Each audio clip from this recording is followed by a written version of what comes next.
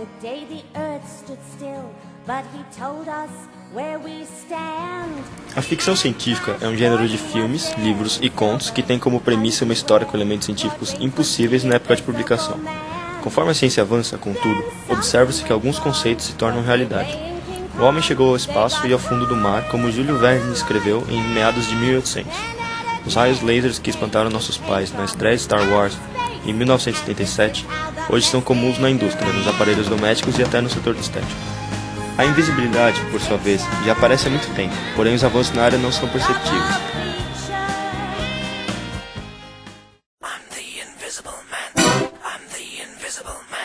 Incredible how you can see right through me. Um dos principais autores do gênero, H.G. Wells, publicou em 1897 um de seus mais famosos livros, O Homem Invisível.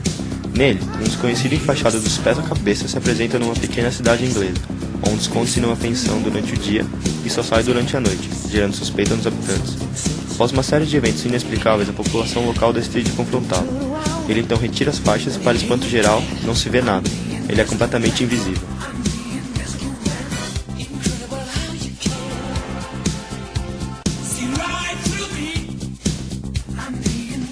Diversas adaptações do livro foram feitas, incluindo um filme de terror e uma série de televisão em que o protagonista se torna um super-herói. Mas em todas elas, o sujeito é um cientista que cria uma fórmula capaz de tornar o que é consumido invisível, acidentalmente a consome e iniciam-se os problemas.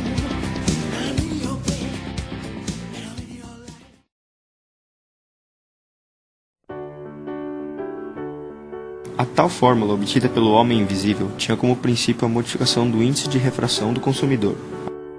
A refração é um fenômeno físico, em que ocorre o desvio do raio de luz quando ele muda de meio.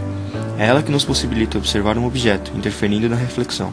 Meios diferentes têm índices de refração diferentes, calculados pela fórmula N é igual a C sobre V, em que o índice de refração N é a velocidade da luz no vácuo, C, dividida pela velocidade da locomoção da luz no meio, V.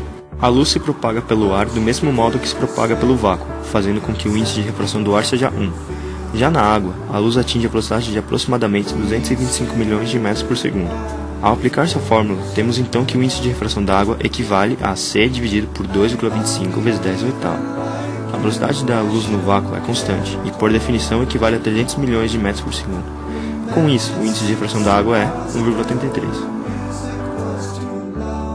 Tal diferença no índice de refração é o que nos possibilita observar, por exemplo, o formato do canudo deformado quando em um copo d'água. A metade submersa se apresenta num ângulo diferente da metade acima da água. Isso ocorre porque o raio de luz muda de ângulo ao mudar de meio. Isso é descrito pela lei de Snell, que associa os índices de refração dos meios aos ângulos de incidência do raio de luz, através da fórmula seno de I vezes N1 é igual a seno de R vezes N2. Seno de I equivale ao seno do ângulo de incidência, enquanto seno de R é o seno do de refração. N1 é o índice de refração do meio de incidência e N2 do meio de refração.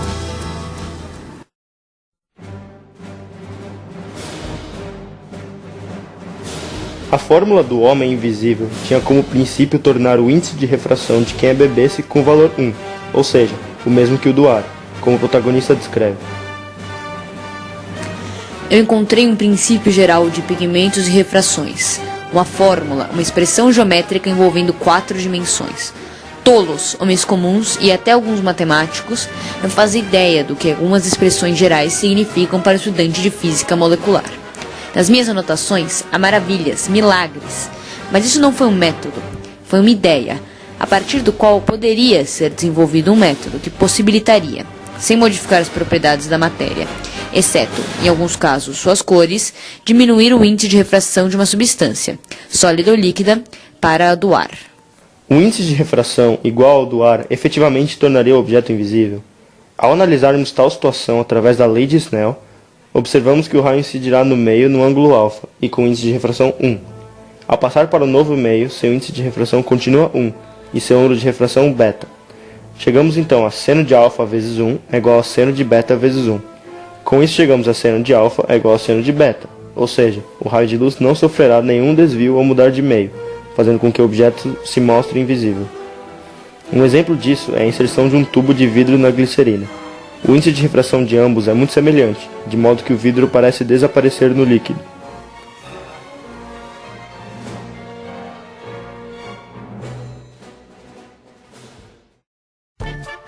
A invisibilidade não faz parte do nosso cotidiano, pelo menos não ainda. Enquanto ainda é impossível tornar os tecidos do nosso corpo invisíveis, cientistas já conseguiram criar algo próximo de uma capa de invisibilidade, uma cobertura que faça os objetos abaixo dela parcialmente invisíveis. A solução encontrada foi a criação de um material com índice de refração negativo. Um meio com tal característica receberia a luz de maneira bastante peculiar. O raio de luz incidido iria em direção diferente ao que faria caso o índice fosse positivo. Desse modo, a luz seria, após a mudança de meio, refratada de modo diferente, tornando objetos invisíveis para o olho humano. Esses materiais ficaram conhecidos como metamateriais, como explica o professor Hurt na sua palestra da Ótica Teológica, a Invisibilidade.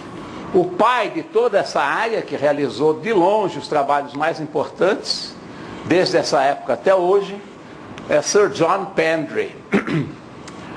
Bom, e o que ele chamou a atenção é o seguinte: num material normal, como eu mostrei naquela imagem anterior, a luz está se propagando num meio formado de átomos ou moléculas cujas dimensões são muito, muito pequenas comparadas com o comprimento de onda.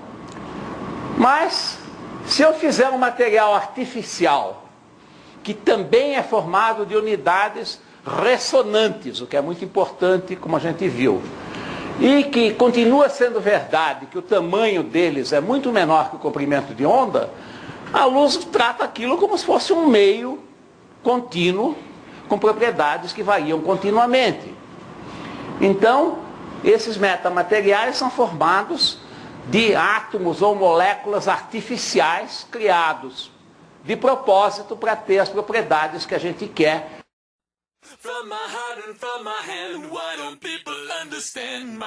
No filme, o homem invisível fica cego com o poder gerado pela sua invisibilidade.